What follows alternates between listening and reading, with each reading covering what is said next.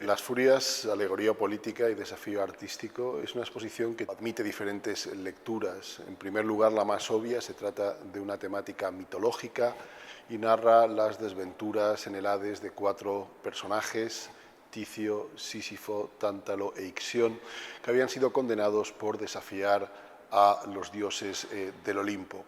Pero a lo largo de un siglo y medio, desde mediados del siglo XVI hasta finales del siglo XVII, cuando el tema gozó de una gran popularidad en Europa, adquirieron o asumieron otros significados que son también perceptibles en la exposición.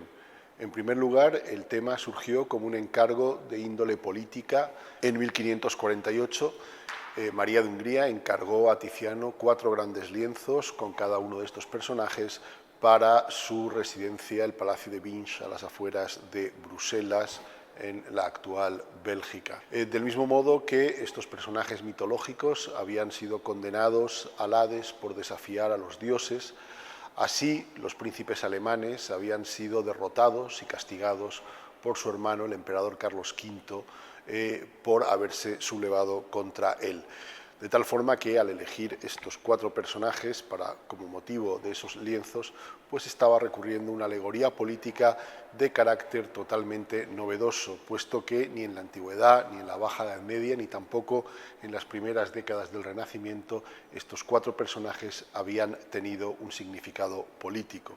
Para representar estas figuras mitológicas que habían tenido un protagonismo muy secundario durante la Antigüedad, los artistas, tanto Miguel Ángel como Tiziano, como tantos otros, acudieron preferentemente a la escultura clásica. Hubo una escultura que sirvió de inspiración a estos artistas, fue sin duda alguna el Laoconte, presente en la exposición a través de una réplica del siglo XIX. El Laoconte era una escultura helenística de la Escuela de Rodas que, tras su exhumación en Roma en 1506, se convirtió en lo que llamaron el ejemplo máximo de exemplum artis et doloris.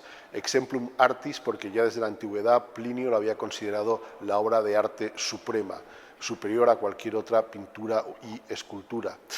Y exemplum doloris porque se consideraba que era la representación más perfecta del dolor en el arte. Las Furias se convirtieron en un vehículo idóneo para representar la dificultad máxima en el arte.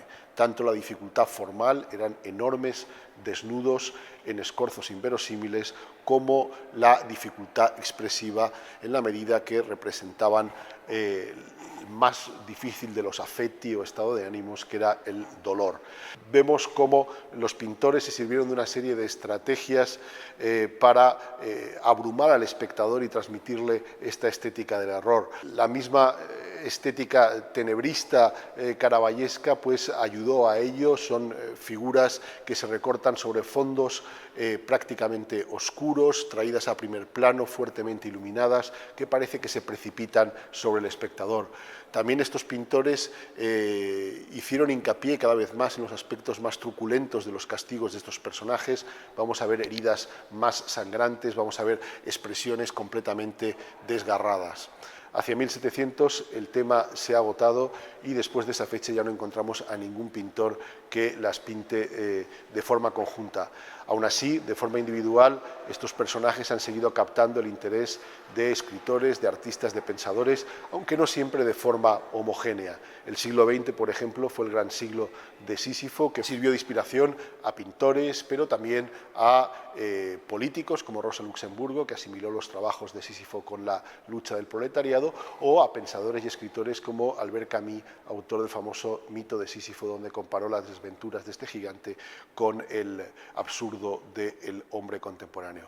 En resumen, una exposición con distintos niveles de lectura, donde asistimos al nacimiento, al desarrollo y a la desaparición de un tema que tuvo un alcance paneuropeo, que interesó por igual a católicos y a protestantes, en monarquías absolutas y en repúblicas, y un tema que en el fondo, y tal y como ha sido expuesto en el montaje, con todas las obras dialogando entre sí y todas ellas en torno al Laoconte, nos permite también reflexionar sobre nociones fundamentales para el arte de la época, como eran las de imitación, las de emulación o las de originalidad.